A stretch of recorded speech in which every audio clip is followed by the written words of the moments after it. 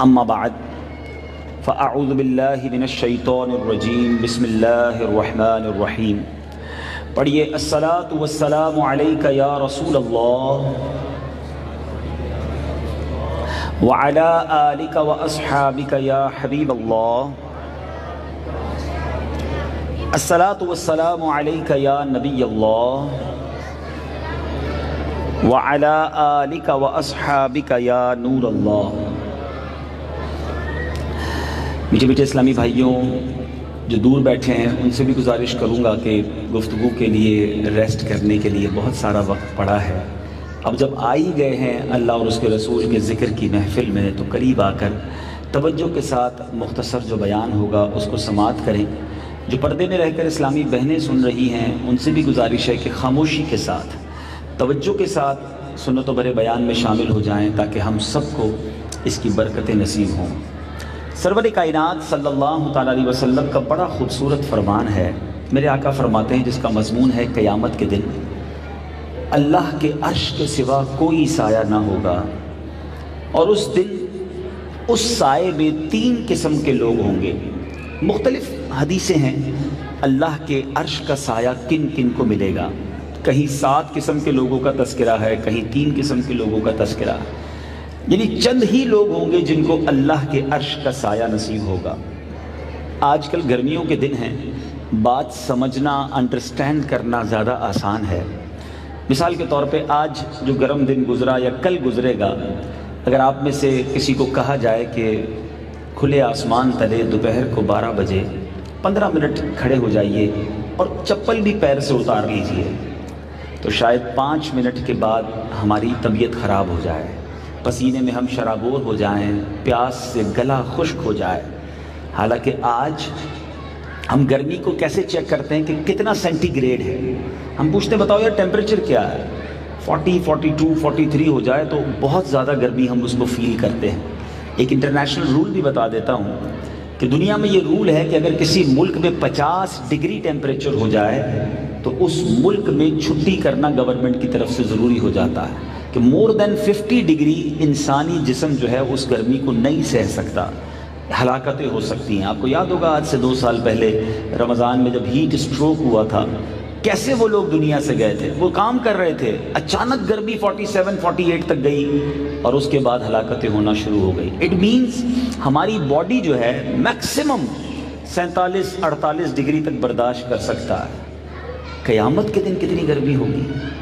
سورج 1.25 میل پر ہوگا, آج کروڑوں میل دور ہے, پتھر کی زمین ہے. we are not able to stand, ہم کھڑے ہونے کے قابل نہیں ہیں تھوڑی دیر. مگر اس دن جب سورج 1.25 میل پر ہوگا, زمین تانبے کی ہوگی, کاپر کی, اور اس دن 5, 10, 15 منٹ نہیں 50,000 سال کا دن ہوگا. آپ تپتے ریگستان میں ہوں, امیجن کیجئے, اور دور ایک درخت ہو جس میں سایہ ہو, آپ دوڑتے ہوئے جائیں گے کہ اس سائے کے پاس مجھے جگہ مل جائے ورنہ صحرا میں کھڑا نہ رہنا پڑ جائے. جب اتنا ہمیں احساس ہے گرمی سے بچنے کا, اب اس ہال میں اس وقت ایئر کنڈیشن چل رہا ہے, بند کر دیں تھوڑی دیر بعد کیا ہوگا, گھبراہٹ ہونا شروع ہو جائے گی. ہمارا پنکھا نہ چلے ہم پریشان, اے سی نہ چلے ہم پریشان, اتنے تو نازک ہیں ہم. مگر میرے آقا علیہ الصلوۃ والسلام نے صدیوں پہلے ہمیں فارمولہ بھی دے دیا, ان خوش نصیبوں کے بارے میں بھی بتا دیا کہ قیامت کے دن دیکھو اور کوئی سایہ نہیں ہوگا. یوم لا ظل الا ظلک, اس دن اللہ کے عرش کے سوا کوئی سایہ نہیں ہوگا. چند لوگ ہوں گے, چند فارچونیٹ خوش نصیب ہوں گے جنہیں اللہ کے عرش کا سایہ ملے گا. اب سچ بتاؤ, ہمارا کام یہ نہیں ہونا چاہیے تھا کہ ہم معلوم کرتے اور تیاری کرتے کہ میں بھی ان لوگوں میں شامل ہو جاؤں جنہیں بروز قیامت اللہ کے عرش کا سایہ ملے گا. اب وہ کون لوگ ہیں, توجہ کے ساتھ 3 کیٹیگریز بیان کی, 3 قسم کے لوگ. نمبر 1, پیارے آقا علیہ الصلوۃ والسلام فرماتے ہیں میرا وہ امتی جو مسلمانوں کی پریشانیوں کو دور کرتا ہے. جو پریشانی دور کرتے نا لوگوں کی, انہیں قیامت کے دن اللہ کے عرش کا سایہ ملے گا. کئی خوش نصیب ایسے ہیں ماشاءاللہ, ہم دیکھتے بھی ہیں کہ جو پریشانیاں دور کرتے ہیں. لوگ ان کے پاس جاتے ہیں اپنی پریشانی کے وقت, وہ کوشش کرتے ہیں, ساتھ چل پڑتے ہیں, ہمت دلاتے ہیں, حوصلہ دیتے ہیں, مدد کرتے ہیں, اور وہ پریشانیاں دور کر رہے ہوتے ہیں. اللہ کی رحمت سے امید ہے ان خوش نصیبوں کو قیامت کے دن اللہ کے عرش کا سایہ ملے گا. مگر بالکل اب اس حدیث کو ذرا ذہن میں رکھیے گا، اتنا بڑا انعام ہے اس کے لیے جو پریشانی دور کرے۔ اب جو غور کریں، جو پریشانی کریٹ کرے، جو پریشان کرتا ہو لوگوں کو، مصیبت بن جاتا ہو لوگوں کے لیے، ایسے بھی تو لوگ ہیں نا، یعنی دونوں قسم کے لوگ پائے جاتے ہیں۔ کچھ وہ ہیں جو سولوشن میکر ہیں، کچھ وہ ہیں جو پرابلم میکر ہیں، کچھ مسئلے کو حل کرنے والے ہیں، کچھ مسئلے پیدا کرنے والے ہیں۔ جن کو اللہ نے اپنے عرش کا سایہ دینا ہے وہ ہیں کہ جو لوگوں کی پریشانیاں دور کرتے ہیں۔ اب اس کے برعکس وہ اپنا انجام سوچے جو لوگوں کو پریشان کرتا ہے۔ بات بات پر عادت ہوتی ہے، پڑوسی پریشان ہیں، گھر والے پریشان ہیں، کاروباری لوگ پریشان ہیں، رشتہ دار پریشان ہیں، سسرال پریشان ہے۔ آپ سوچئے، ہم پریشان کرنے لوگوں کو نہیں آئے، اگر آج کر بھی لیں گے تو کل کیا جواب دیں گے؟ بنیے ان لوگوں میں سے جو پریشانی دور کرتے ہیں، جو خوشیاں پھیلاتے ہیں، جو محبتیں پھیلاتے ہیں۔ یہ اللہ کو محبوب ہے۔ ایک اتنی خوبصورت حدیث پاک میں نے پڑھی تھی، اس کا مضمون یہ ہے، اللہ نے کچھ لوگوں کو پیدا ہی اس لیے کیا ہے کہ وہ لوگوں کی مشکلیں حل کرتے ہیں، اور یہی وہ لوگ ہیں جو عذاب سے دور ہوں گے قیامت کے دن۔ یقین کریں جب سے حدیث پڑھی ہے نا، دل سے دعا نکلتی ہے اللہ ایسا ہی بنا دے، ہمیں بھی ایسا بنا دے کہ لوگ ہم سے امید ہی یہ رکھیں کہ اگر مشکل میں ہوں گے تو یہ مدد کرے گا، یہ پریشانی دور کرے گا۔ اچھا، اب جب پریشانی دور کرنے کی، ہیلپ کی بات ہوتی ہے نا، تو ذہن میں یہ خیال آتا ہے پیسے سے ہی پریشانی دور ہوگی، ہم تو غریب آدمی ہیں، کتنے پیسے بانٹوں گا۔ ایسا نہیں ہے، یہ ہماری مسٹیک ہے۔ ہم سمجھتے ہیں کہ پیسے سے ہی پریشانی دور ہوتی ہے۔ اگر ایسا ٹھیک ہے، اگر یہ فارمولا صحیح ہے کہ جناب پیسے سے پریشانی دور ہوتی ہے، تو دنیا میں کوئی مالدار پریشانی نہ ہوتا، خرچہ کرتا اور پریشانی دور کر دیتا۔ پریشانی پیسے سے دور نہیں ہوتی، پریشانی دور کرنے کے بہت سارے طریقے ہیں۔ آپ کسی بیمار کو حوصلہ دیں، اچھے ڈاکٹر کا پتہ دیں، ممکن ہو تو اس کی عیادت کریں۔ کوئی پریشان حال ہے، پھنس گیا ہے کسی کام میں، اس کو حوصلہ دلائیں، اس کے ساتھ کھڑے ہو جائیں، اس کو مورل سپورٹ دیں، کہیں اس کی سفارش کر دیں، کہیں اس کا کوئی کام آ جائے۔ ضروری ہر جگہ پیسہ نہیں ہوتا۔ وہ بہت خوبصورت شعر ہے نا، شربت نہ دیں کرے بات لطف سے، شربت نہ دیں کرے بات لطف سے، یہ شہد ہو تو پھر کسے پرواہ شکر کی ہے۔ میٹھی بات تو کرنا شروع، اگر شربت نہیں ہے نہ دیں، میٹھی بات تو کر سکتے ہیں نا۔ ہم تو شربت بھی دے کر ساتھ کڑوی گولی پلا دیتے ہیں، اتنی تلخ بات کہہ دیتے ہیں کہ دل کرچی کرچی ہو جاتا ہے۔ تو بہرحال اللہ کے عرش کا سایہ، میری بہنیں بھی مجھے سن رہی ہیں، ان خوش نصیبوں کو ملے گا کہ جو لوگوں کی پریشانی دور کرتے ہیں۔ اے کاش میں ایسا بن جاؤں، آپ ایسے بن جائیں کہ مجھ سے کوئی پریشان نہ ہو، اسے یہ خوف نہ ہو کہ یار اس بندے سے تعلق رکھنا ہے تو ٹینشن ہی ہے، لڑائی ہونی ہے، طنز ہی ملنا ہے، گالی ہی ملنی ہے۔ وہ سوچیں جو روب جماتے ہیں، جو معاذ اللہ دھمکیاں دیتے ہیں، گھورتے ہیں، ٹینشن دیتے ہیں، نہ کریں ایسا۔ اللہ نے اگر کوئی مقام دے بھی دیا ہے نا، تو اس مقام کا فائدہ یہ اٹھائیں کہ لوگوں کی پریشانی دور کریں۔ دوسرے نمبر پر نبی پاک صلی اللہ تعالی علیہ وسلم فرماتے وہ خوش نصیب جس کو اللہ کے عرش کا سایہ ملے گا، میرے آقا فرماتے ہیں میری سنتوں کو زندہ کرنے والا۔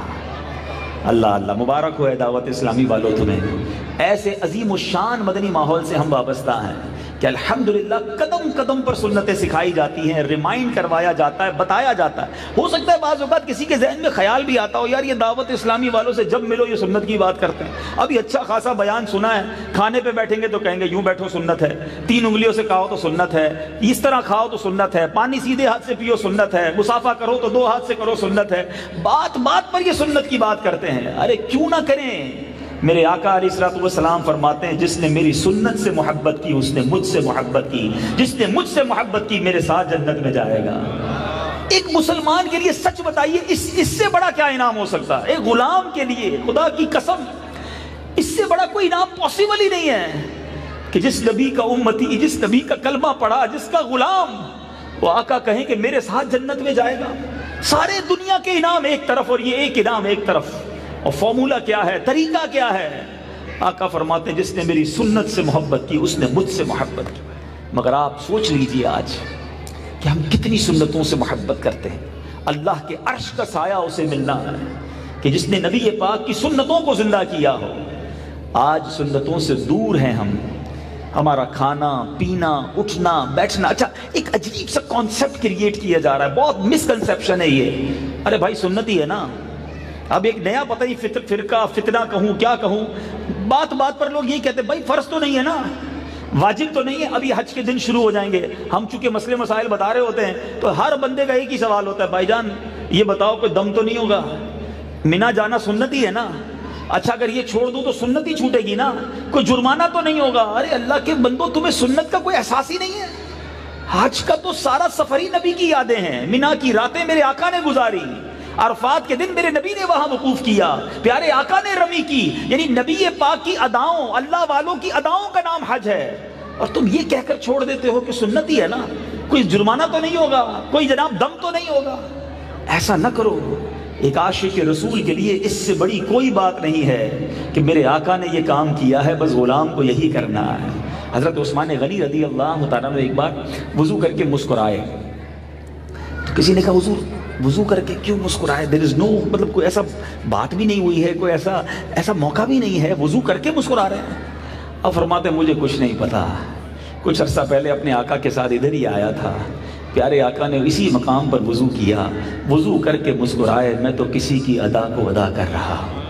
یعنی صحابہ کرام وہ سنتوں پر بھی عمل کرتے جس کا آرڈر نہیں تھا، ہم ان سنتوں کو بھی چھوڑ رہے ہیں جس کے بارے میں براہ راست پیارے آقا نے فرمایا اس پر عمل کرو، مگر آج ہم کسی اور طرف جا رہے ہیں، ہماری فیملی کسی اور طرف جا رہی ہے۔ اب غور کریں نا کہ صبح سے لے کر رات تک، اچھا کچھ سنتیں تو ایسی ہیں جس میں کوئی ایفرٹ بھی ایکسٹرا نہیں کرنی ہے، مگر اس کا بھی مائنڈ نہیں ہے، سیدھے ہاتھ سے کھائیں یا الٹے ہاتھ سے کھائیں ٹائم اتنا ہی لگتا ہے نا، مگر سیدھے ہاتھ سے کھائیں کہ میرے آقا کی ادا کو ادا کر رہا ہوں، سنت کا ثواب مل جائے گا۔ لینا دینا ایک دوسرے کو رائٹ ہینڈ سے دیں یا لیفٹ ہینڈ سے دیں، کوئی ٹائم نہیں لگتا، ایگزیکٹلی وہی ٹائم لگتا ہے۔ کپڑے پہنتے وقت سیدھا ہاتھ کرتے میں ڈالوں یا الٹا ہاتھ ڈالوں، کوئی ٹائم ایکسٹرا نہیں لگے گا۔ چپل پہنتے وقت سیدھا پاؤں پیر ڈالوں یا الٹا ڈالوں، کوئی ٹائم ایکسٹرا نہیں لگے گا۔ مسجد میں جاتے وقت سیدھا پیر پہلے رکھوں یا الٹا پیر رکھوں، کوئی ایکسٹرا ٹائم نہیں ہے، ایگزیکٹلی سیم ٹائم لگنا ہے۔ مگر عاشق رسول نیت کر لے کہ میرے آقا ہر صاحب اکرام کام سیدھے طرف سے پہلے شروع کرتے تھے، میں نبی کی ادا کو ادا کر رہا ہوں، کھانا کھائے تو سنت کا ثواب، پانی پیے تو سنت کا ثواب، کسی کو کوئی چیز دے تو سنت کا ثواب، لے تو سنت کا ثواب، چپل پہنے تو سنت کا ثواب، قدم قدم پر میں سنتوں پر عمل کر سکتا ہوں، لباس سنتوں والا ہو، چہرہ سنتوں والا ہو، بال سنتوں والے ہوں، زہ نصیب سر پر امامہ شریف جب جب باندھے گا میرے آقا کی یاد آئے گی۔ اتنی ساری سنتیں ہیں جو میں صبح و شام عمل کر سکتا ہوں، مگر جس میں کوئی ایکسٹرا ایفرٹ نہیں ہے وہ بھی ہم کرنے کے لیے تیار نہیں ہیں۔ ہمیں کسی اداکار کا کوئی بس طریقہ پتہ چل جائے، کسی کے کپڑوں کا کوئی سٹائل پتہ چل جائے، ساری قوم اس کے پیچھے لگ جاتی ہے۔ یہ اداکار، یہ فٹ بالر، یہ کرکٹر، یہ فیشنیبل لوگ ہیں، قیامت کے دن کوئی کام نہیں آئے گا، میرے آقا کام آئیں گے، ان کی شفاعت ملنی ہے، تو انہی کے پیچھے۔ بڑا خوبصورت ایک جملہ میں نے ایک رسالے میں ایک بک میں پڑھا تھا، ذرا غور کیجئے۔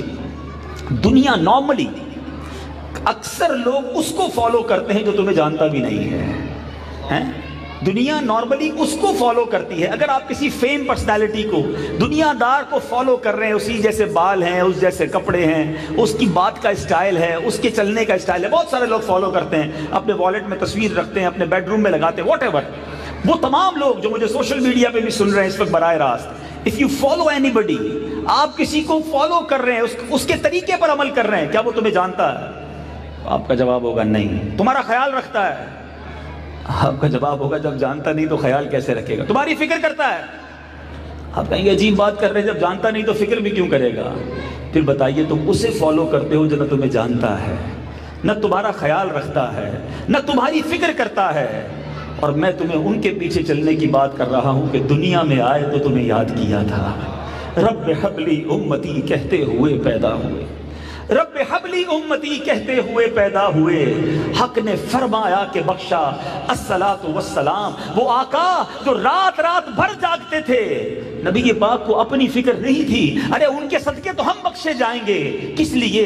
اپنی گناہگار امت کے لیے آنسو بہاتے۔ بریلی کے تاجدار لکھتے ہیں، اللہ کیا جہنم اب بھی نہ سرد ہوگا، رو رو کے مصطفیٰ نے دریا بہا دیے ہیں، وہ رات رات بھر ہمارے لیے آنسو بہاتے، ہم انہیں فالو نہیں کرتے۔ رب پیارے آقا علیہ الصلوۃ والسلام کو جب قبر انور میں اتارا جا رہا تھا، کسی صحابی نے دیکھا کہ